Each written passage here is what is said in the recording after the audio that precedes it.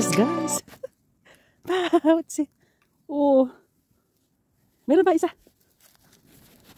Oh. 2 chanterelles from this forest.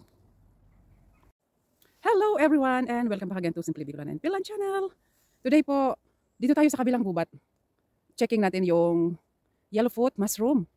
Kung tumubo na rin ba yung dito sa sa gubat na ito. Then may pa ilan-ilan din na chanterelles mushroom din. Isabay na natin i-pick up. Ngayong autumn season 2025 po. As in, laglagan na yung mga dahon. Ang natitira na naman dito ngayon guys, ito, yung pine tree. Ito ang matagal sa sa snow. Kahit na nabalot na sila ng snow, talagang hindi sila basta-basta natutulog. Lagi silang green. Yung ginagawa itong Christmas tree. Kaya buhay na buhay sila kahit balot na ng snow. Then waiting na lang kami ng snow talaga guys. Medyo umuulan pa rin ng tubig pero malamig na talaga kaya hindi na natin mag winter coat then bonnet ba. Tara, checking natin kung mayroon pa yung dito. Nasa ilalim tayo ng mga kakahuyan sa isang gubat na ito. Then makulimlim na naman guys, kaya pasensya na kung medyo hindi na naman clear siguro itong video natin. Yung last video ko ay medyo madilim, then magalaw, then may nag-comment doon na magalaw daw. Then na-editing ko yun na for was fast forward yung editing ko doon, kaya medyo mabilis yung salita ko. Kaya may nag-comment doon na kababayan ko pa, Bicolano, grabe yung comment niya. Kaya ngayon, try natin na wag i-fast forward yung editing. Then yung isa naman, correction pala guys ng yan, nakahanap tayo ng ng chanterelles. Correction ng ng yellowfoot mushroom. Yung isang name pala, mali pala yung pronunciation ko. Hindi pala funnel mushroom pala yon, hindi funnel. Kaya correction guys. Salamat sa pag-correct ng isang Pilipina din nag-comment. Ayan. Di nakahanap na tayo ng chanterelles. Free to comment nga. Free to comment if not good sa inyong panonood. Para pwede kong mabago. Siyempre tayo mag-a-adjust dahil tayo ang gumagawa ng video. Then salamat sa sa pag-react. Sa ganitong para makikita mo talaga na parang malabo kasi walang araw. Then puro kakahuyan dito. Then makulimlim. Sobrang daming kahoy dito talaga sa part na ito. Walang nangangahoy dito Pinapabulok ng nila. Ayan. Ayan, good size na yung mga dito. Pa ilan-ilan lang ba yung meron. O hindi sila yung tulad doon sa malapit sa sa lake. Oh. Mini Penebans mushroom. Wala, mauubos na siya. Oh, kinain na. Dito yung malalaking bato talaga guys. Oh. Ginamit ko na ulit yung aking ilaw dito sa sa sipi kasi madilim nga Kahit mag-aalas 11 pa lang ng umaga. Ngayong Sunday. Every Sunday na lang ako may time umikot dito sa gubat guys kasi may work ako Nasa Tukmani store ako ngayong month. Kaya ito lang aking time. Pag Sunday, pag Saturday naman, dami kong labahin. Oh, yan na. Walang dito guys. Ang lalaki na nila Oh. Yes, ang lalaki na nila. Good size na sila Timing din tayo. Walang umikot dito. Okay. Let's speaking. Nakaya ko naman kasi malamig talaga. Nasa plus 4 ngayon. Tapos mahangin pa. Na aking gloves, butas-butas pa kaya baka may mag-comment. Sira-sira na aking gloves. Minsan mga kapwa Pilipino lang natin yung yung wala talaga. Pansin ng kung ano-ano. Hindi gusto sa paningin nila. Okay lang.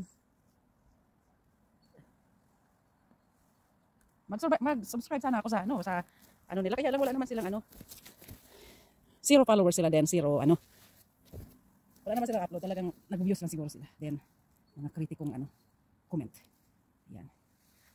Oh, makakaroon din tayo ng nakakapiking din siguro mga 2 letters. Ayan na. Oh, meron na rin. Ayan na. Madami dito guys natubo ng mga white mushroom. Kaya lang, never pa ako nakatry nito. Hindi naman siguro ito yung kinakain talaga. Oh. Kasi takot din akong mawak. Oh, hindi nga Pero not sure. Oh, kasi maganda yung niya. Pero let it be. Hindi talaga ako kumakain yan. Or never pa. Nasa ilalim tayo ng napuno. Ayan. Oh. Ayun, may dalawang malaki. Oh, yun. Nice. Wow. Pero over na sila. Oh. May kumakain na eh. Oh, over na. And ayun. Okay, malambot na siya. Let it be. Ang daming ano. Oh, ibo na ano. Moving na sila sa ano, warming na place. Pag ganitong buwan. Yan, good size na rin yung mga dito. As in, pailan-ilan lang talaga sila.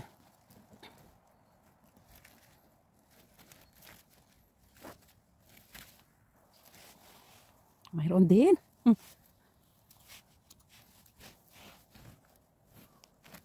Nasa ilalim sila ng ano. Yung tinatawag dito nga. Samal. Nasa ilalim sila ng ano guys. Oh, ng natumbang puno. Nako. Aabutin kita. Oh my gosh. Oh, ganda. Good size na sila. Kaya kahit buti na lang may ano, kapal jacket natin. Kasi okay lang masabit dito sa ano. Mga sanga ng... Ang laki oh. Natumba na... Oh, doon hayo yung pinakapuno niya. Talagang walang kumukuha dito ng mga kahoy ba? Yung pulto po ang tawag. Ayan, ang dami. Yung mga good size lang ating kukunin. Oh, may sign na meron na rin nagpicking dito. Hindi na bumalik. Ako naman. Meron pa iba kasi yung iba patubo pa oh. Patubo pa lang yung iba. Kaya meron bang babalikan kung babalik pa siya. Oh. Ayan. Sa bahay ko na lang linisan. Oh. Andito na tayo guys sa ano, sa huling part ng ano, last part ng pinipick upan ko. Let's checking kung wala pang nag pick up. Pababa ito eh. Para siyang ano, bulubundukin.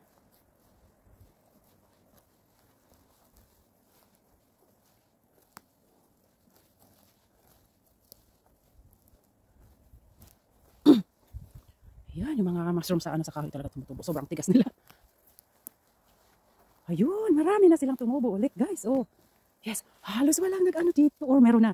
Or pangalawang tubo lang na ito. Oh, ayan, may nag-picking na rin. Oh. Pero ano lumaki na ulit sila. Wow. Oh. Meron pang natira, yung palaki pa sila. Oh. Kasi good timing. Oh, marami na. Bakit nila pinick up na hindi naman kinuha? Ayun, hanggang sa dulo. Checking natin doon sa dulo, guys. Wow. Okay. Nice. Ayun. Kasi paakit ito dito sa ano. Sa... Oh. Dami. Then ayun pa. Ayun pa rin.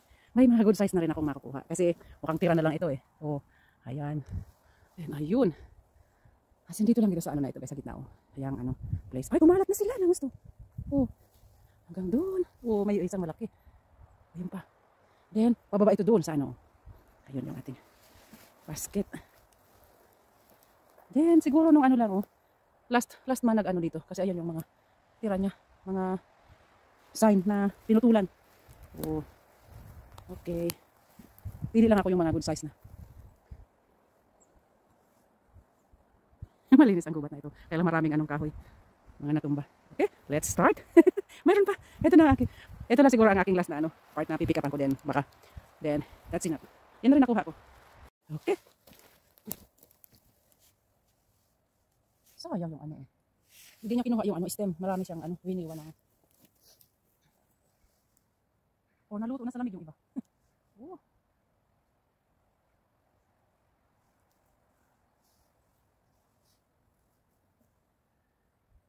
Ay, laki. Oh my gosh.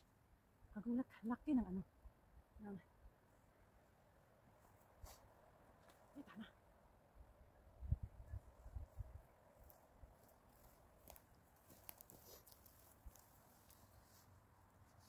Mga long stem.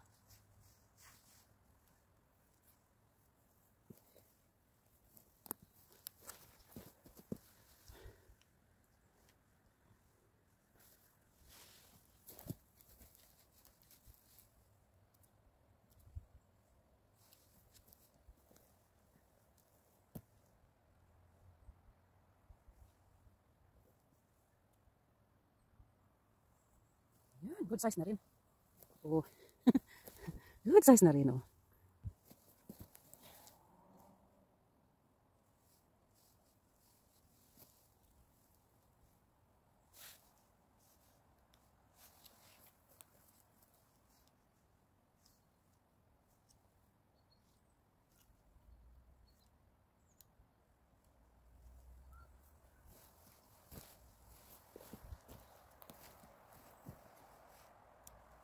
Laki, oh.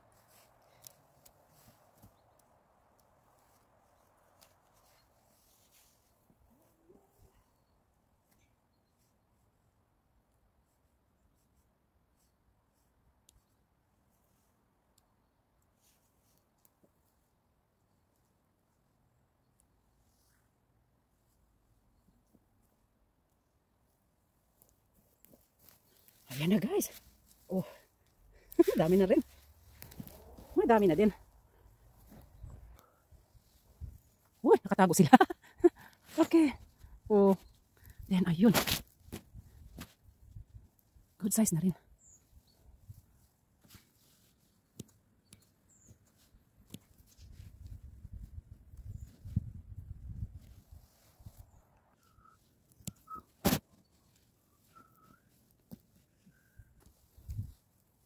Okay, try natin.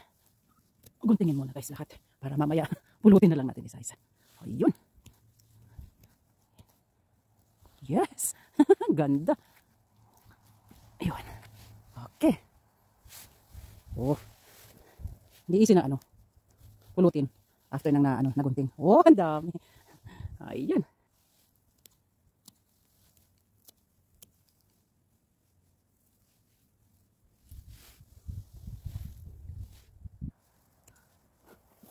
Ang lusog. Oh, ganito ang magandang yung bagong tubo pa lang. Oh, yan ang pinakagusto ko talaga. Meron pa. Meron pa. Oh. Tapos may mga palaki pa. Kaya kung babalik pa yung nauna dito, meron pa siyang mapipiking. Ayun. Oh. Wow, good size na siya. Oh, madaming patubo. Oh. Madaming patubo talaga. Nani? Let it be.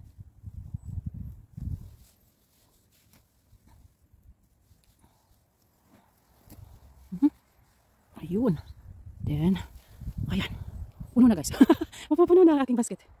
Hindi niya kinuha yung kalahati lang kinuha niya. O parang ginamit lang niya yung kuko niya. Dapat binunot niya kasi mahaba pag binunot. Ang haba pa sana. From this place guys, ayan ang aking na-pick up. Dami na rin. Done picking yellowfoot mushroom guys dito sa lugar na ito. Grabe, pagkalalaking bato ang nasa likod. Halos mapuno ko rin yung basket kaya not bad yung ikot dito sa kagubatan na ito. Ito ng mga daycare, parang forest field trip nila. Umiikot sila dito, then gumagawa sila ng mga bahay-bahay. Ayan yung mga kahoy na yan. Sa na to, malinis ang gubat na ito. Yan, paikot siya. Then talaga, pwera lang pag mahangin kasi delikado din pag nagsipag bagsakan yung puno. Okay guys, siguro first time ko lang dito sa gubat na ito. Then doon sa kabilang gubat na naman next weekend.